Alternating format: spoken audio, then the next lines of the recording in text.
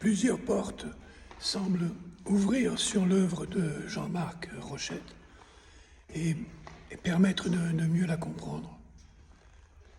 Mais de même, les portes en trompe-l'œil peintes sur un mur de pierre, on risque d'être abusé par ces fausses entrées. On pourrait parler du grand auteur de bandes dessinées et du succès populaire d'albums comme Elle froide, Le loup, La dernière reine. On pourrait parler de Transpersonnage et de son adaptation au cinéma par le cinéaste coréen Bong Joon-ho.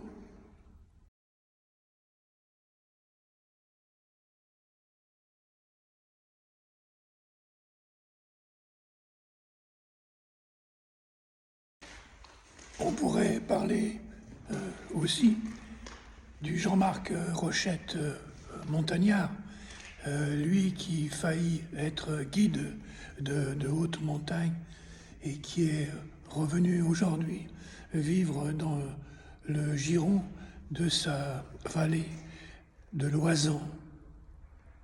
On pourrait parler de l'homme public sollicité par de nombreux festivals, du galeriste grenoblois, du cofondateur de la maison d'édition Les Étages, avec Christine Cam.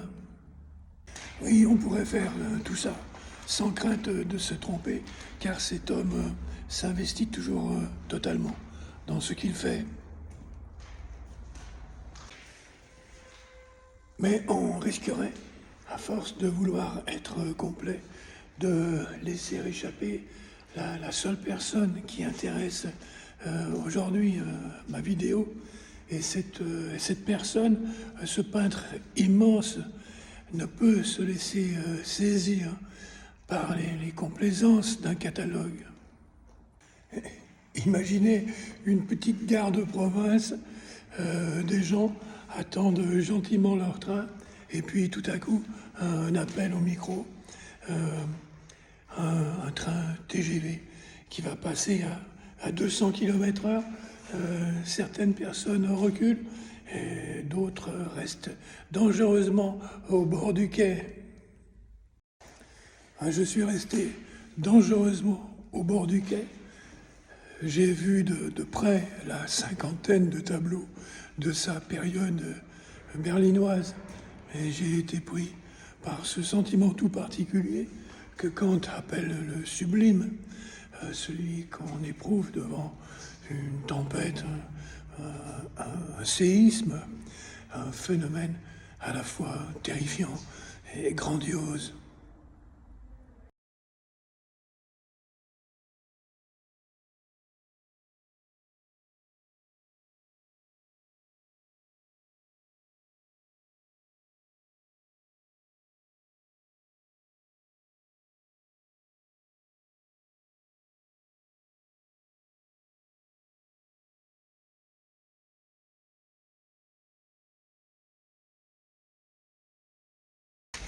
Alors j'ai pensé, je le pense encore, avoir rencontré le plus grand paysagiste depuis, je ne sais pas, je cherche encore.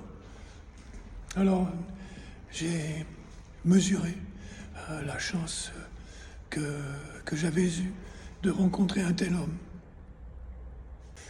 Pour preuve, ces deux œuvres, Les Crêtes et Vincennes, que je soumettrai à votre regard sans les accompagner de verbes ou de musique, de façon à vous placer, vous aussi, au bord du quai.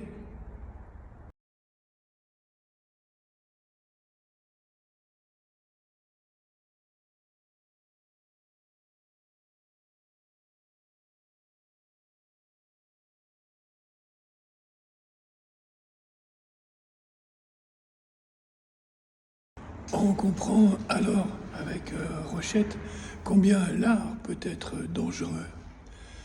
Il bouscule tout en nous. Il il interdit les mots. Il ne nous place pas au bord du gouffre, il nous y plonge. À nous alors de vivre et de nous placer à hauteur de l'humain et de son génie.